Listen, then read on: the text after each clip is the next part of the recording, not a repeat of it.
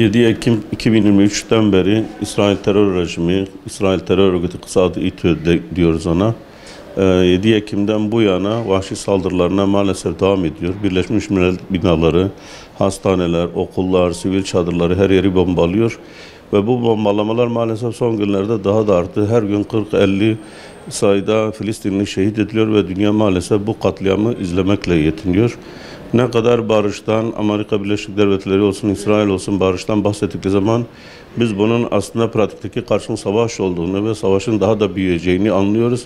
Barıştan bahsettikleri zaman sürekli katliamlar, soykırım daha da artıyor ve Müslüman dünya izliyor maalesef. Şimdi Batı medyasına baktığımız zaman ilk günden beri Filistinlilerin yaptıkları eylemleri, Filistinlilerin uğradığı mağduriyetleri hiçbir şekilde gündeme getirmiyorlar. Filistinlilerin yaptıkları eylemleri terör saldırısı, kanlı saldırı, vahşi saldırı olarak sunuyorlar. İsrail'in yaptıklarına ise sivillere yönelik acımasızca ve dünya tarafından görülmemiş katliamlara ise kesinlikle soykırım ve katliam kelimelerini kullanmıyorlar.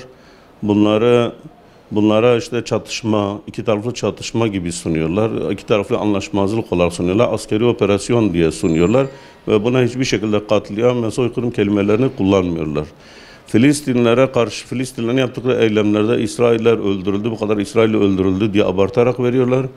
Ölen Filistinliler olunca sadece öldü deniliyor. Sanki bir hastalıktan, doğal afetten ölmüş gibi veriliyorlar ve hiçbir şekilde Filistinlilerin mağduriyetini yansıtmıyorlar. Bu şekilde dünya kamuoyunu bu şekilde yanlış yönlendiriyorlar. Filistinlilere ilk günden beri İsrail terör rejimi orada yaptığı katliamların, soykırımların dünya kamuoyuna yansımasını istemediği için özellikle sağlıkçılardan ve insani yardım çalışmalarına katılanlardan sonra en büyük hedefinde olan kişiler basın mensupları, gazetecilerdir.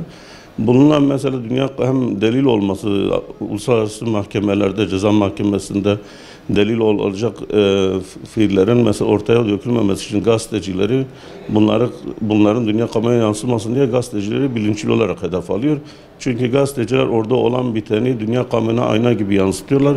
İsrail'de yani bunları ben yapıyorum ama bunlar dünya kamuoyuna yansımasın, kimse görmesin, bilmesin diye gazetecileri ve ailelerini bilerek hedef alıyor. Ve son olarak da yani gazeteciler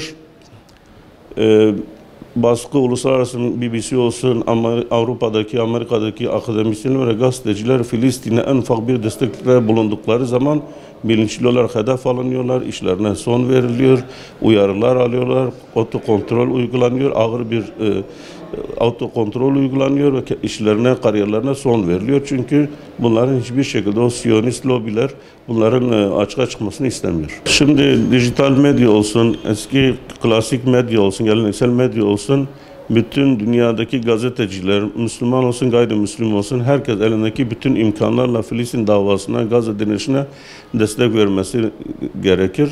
Yani İsrail lobilerinin, soykırımcıların yaptığı bu katliamları dünyaya duyurmak, gazetecilerin oradaki mücadelesine destek olmak amacıyla elimizdeki bütün imkanlarla, dijital olsun, geleneksel medya olsun, sosyal medya olsun, hepsiyle kimin elinden ne geliyorsa bu konuda Filistinli gazetecilere destek olup bu soykırımı dünyaya yansıtması gerekir. Şimdi Filistin yanlısı Avrupa'daki ve Amerika'daki Batı dünyası dediğimiz dünyada gazeteciler Filistin'le ilgili en ufak bir sosyal medya hesaplarından bile bu katliamı gösteren ya da Filistin davasını destekleyen bir paylaşımda bulundukları zaman bile hemen işlerine ve kariyerlerine son veriliyor ve onlar etkisizleştirilip hiçbir şekilde o basının işlevini, mesleğini yapması engelleniyor.